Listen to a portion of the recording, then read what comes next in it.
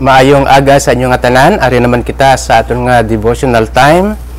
Kag sa sining nga aga ang aton nga text makita diri sa Acts chapter 15 verses 36 to 41.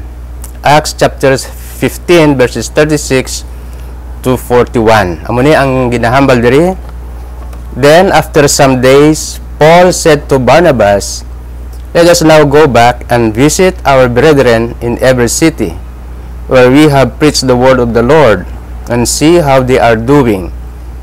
Now Barnabas was determined to take with them John called Mark, but Paul insisted that they should not take with them the one who had departed from them in Pamphylia and had not gone with them to the work. Then the contention became so sharp that they parted from one another. And so Barnabas took Mark and sailed to Cyprus, but Paul chose Silas and departed, being commended by the brethren to the grace of God. And he went through Syria and Cilicia, strengthening the churches. Ito ginaton sa Ginoo. Diyos namon Amay, nagapalapit kami kag ginapangalan namon Ginoo ang kaalam kag makatuon kami sang imupulong, makahatag sing important lessons and practical lessons for our everyday Christian life, especially in the area of interpersonal relationships. Lord be with us, in Jesus' name, Amen. Ang pambagat sang aton nga devotion sa sining nga aga, when disagreements happen. When disagreements happen. We cannot deny the fact that in personal or interpersonal relationships, disagreements happen. Even in the best of friends. Bisan gani sa sulod sang panimalay, sa mag-asawahay, may hindi pagkaintindihan between brothers and sisters, between friends, between church members, or even between workers in the Lord. And it is unfortunate that these things happen, but they do. Things happen this way. Gani sa sining dinalan sa Acts chapter 15, this disagreement happens between two giants of the faith, between the Apostle Paul and his companion or partner in the ministry, no other than Barnabas. It is on the account na si John Mark during their first missionary journey na nagupod sa ila, but pag-abot dito sa lugar nga medyo mabudlay ang sitwasyon, ang circumstances in Pamphylia, because they were planning to go to a place that is difficult in geography, about 3,600 feet above sea level. So mabudlay i-travel, but that is not the reason that is given here. And so in this time, ang upod nila na si John Mark, nagpauli siya pabalik sa Jerusalem. We do not know the reasons why John Mark left them in the middle of their ministry kag nagbalik siya sa Jerusalem. Maybe because of the fact that it was too difficult for him, kay bataon pa si John Mark during this time. So nagbiya siya, nagpauli siya sa Jerusalem, his hometown. Kag he left Barnabas and Paul doing the work themselves. And so it did not give a good impression on the Apostle Paul. Makita natin dira sa Acts chapter 13. Abot diri sa Acts chapter 15, when Paul decided to visit again the churches that he had planted, they were met with this issue of whether to take John Mark again, because Barnabas, on one hand, gusto niya na dalhon liwat si John Mark sa ilang second missionary journey. Pero Paul, on the other hand, had a different idea. He did not want to take John Mark along again. Medyo nadala na siya because of the fact na during their first missionary journey, nagbiya siya, nagpuli siya. So, according to this text, in verse 41 or verse 39, it says here, then the contention became so sharp. Grabe ang ila pagbaisay nga hindi sila magkasundo. They cannot agree. So, anong nangyari? So, what happened? And as a result of this, nag-separate ways sila. Si Barnabas, gindala niya si John Mark, and they went another way. Si Paul naman, gindala niya si Silas, and they proceeded to another direction. And they visited the churches that they had planted earlier or during their first missionary journey. So, these are the things that happen in interpersonal relationship. It happens in our churches, it happens in our organizations, it happens in the families, it happens between two good friends. And so, what lessons can we learn? What important lessons can we learn from this incident? I listed here about four important lessons. For one, we can say na using physical force is out of the question. It's not a way of settling disputes or disagreements between Christians. This is not our way. This is the world's way. But the Christian way, using physical force is out of the question. The first lesson we can learn is we can listen to both sides of the issue. Mas maayo siguro pamation naton ang both issues. It may be that one is correct and the other is wrong, or it may be that both are correct and or maybe both are wrong on the issue. So in this case, makita natin diri nga Paul thought it siguro sa paminsaro ni Apostol Pablo na masyado pa bataon. It was too early for John Mark to go with them. Maybe he was too young for the ministry, for the difficult work that are ahead. And Paul thought it not best for John Mark to go again, because it is possible for him na for the second time around babalik naman siya. He could not really hindi niya he could not bear the hard work of going difficult places, because by this time scholars say that in this area, Pamphylia or in in Cyprus, it is infested with malaria, and it is possible that Paul by this time was sick of malaria, because he wrote nagsulat siya sa Galatians. He mentioned that he was already sick by this time.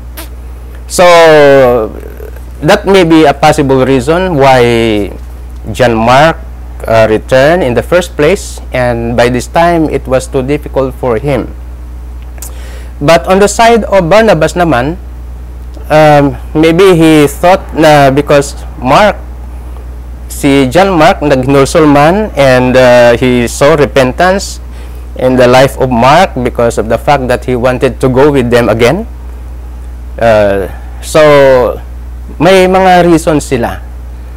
And so here, in every dispute, there are at least two sides, or maybe three sides. Sabi nga nila, in any argument, there are three sides.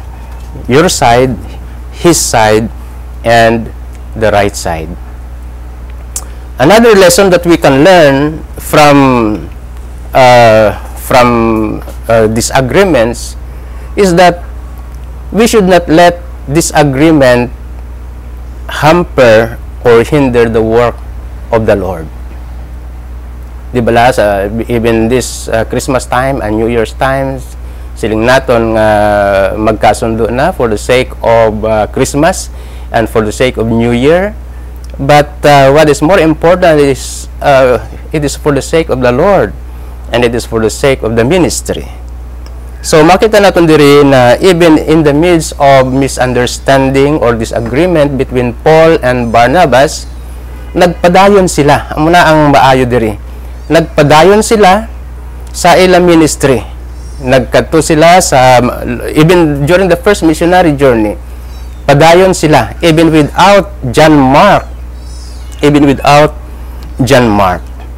And so during their second missionary journey, although they separated ways, padayon gid ang ilang missionary activities. So we can learn from here that we do not need to hinder the work of the Lord even if there is misunderstanding or dispute between individuals, even between leader and the member of the team, or even in the ministry. Sometimes it happens na in the midst or sa tunga sing buluhaton sang Ginoo may hindi pagkaintindihanay, and then nag-quit ang isa, and so nahinder kag wala na nagapadayon ang buluhaton sang Ginoo, which should not be. So do not let disagreements hamper or hinder the work of the Lord. The third lesson that we can learn from this incident is we should not berate or disparage the other person in sa mga tion nga may hindi pag-intindihanay, mayroong difference of opinion. Maybe you think that the other is wrong, na siya ang may sala, or even he or she na siya naman ang panghuna-huna niya na ikaw ay may sala. So it is not necessary and it's not a good practice na ipangalandakan na ang sala sang ibang tao, especially if he is a worker or is a brother of the Lord.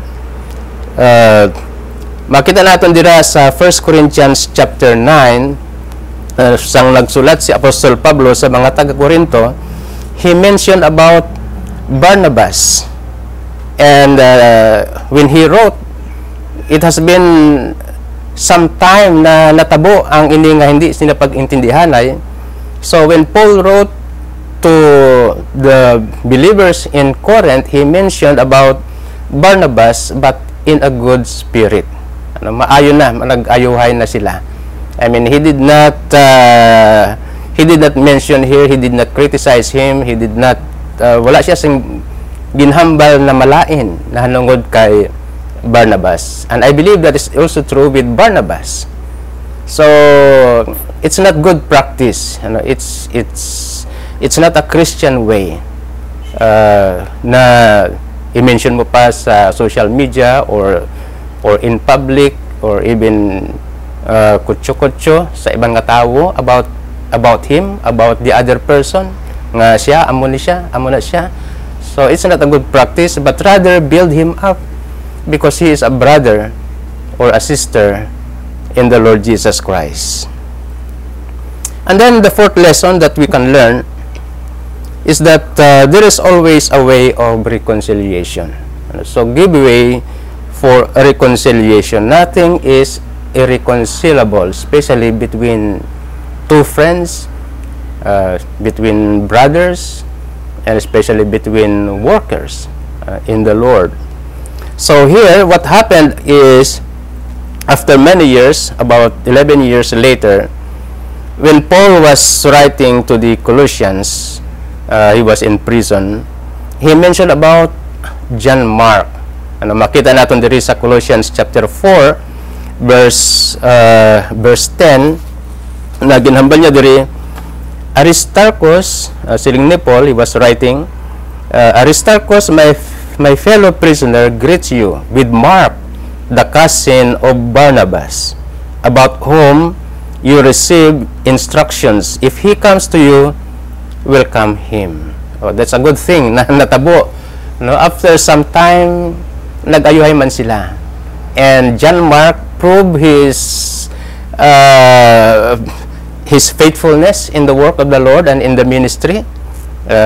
He perhaps naghinulsol siya, and he resented the way that he abandoned them in the first place. But now Paul considered him as useful in the ministry. In fact, nag-ubdanay pa sila dito sa wherever that was, or sa Rome. Nag-ubdanay pa sila sa ministry.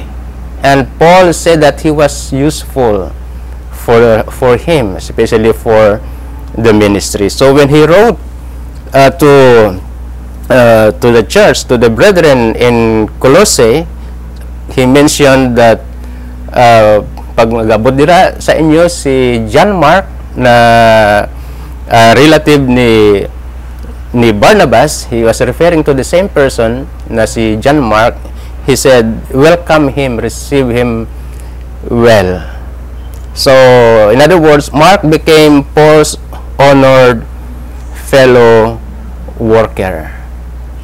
So amo ning pamaagi, not only in the spirit of Christmas, not only in the spirit of New Year, but most of all, in the spirit of the ministry, and in the spirit and in the name of the Lord Jesus Christ. As someone said, all is well that ends well. Now, all is well that ends well. So, kabay pa sa muli nga malipot nga aton nga pag-study sang pulong sa Diyos, we can learn something about interpersonal relationship. That when disagreements come, and most often they come, we have a way of settling it. We have a way of agreeing or disagreeing. We can agree to disagree, in other words. And the ministry of the Lord should not be hindered by difference of personalities or difference of opinions on a specific issue. All is well that ends well. Let us pray. Heavenly Father, salamat sa siningation. Salamat, Lord, because you have always a way of settling disputes the Christian way, because we are brothers in the Lord, and what is more important is the ministry that you have installed for each one of us. Salamat, Lord, sa sining dinalan, even for this study of the Word of God, and we continue to pray for those who are in difficult situations right now because of calamities. Ikaw Ginoo magbulig sa ila, ikaw Ginoo maghimuno sa ila mga kinahanglanon, kag padayon Ginoo kabay pa na padayon ang mga buluhaton, ang mga activities, ang mga different ministries and their churches. This we pray with praises and thanksgiving in Jesus' name. Amen.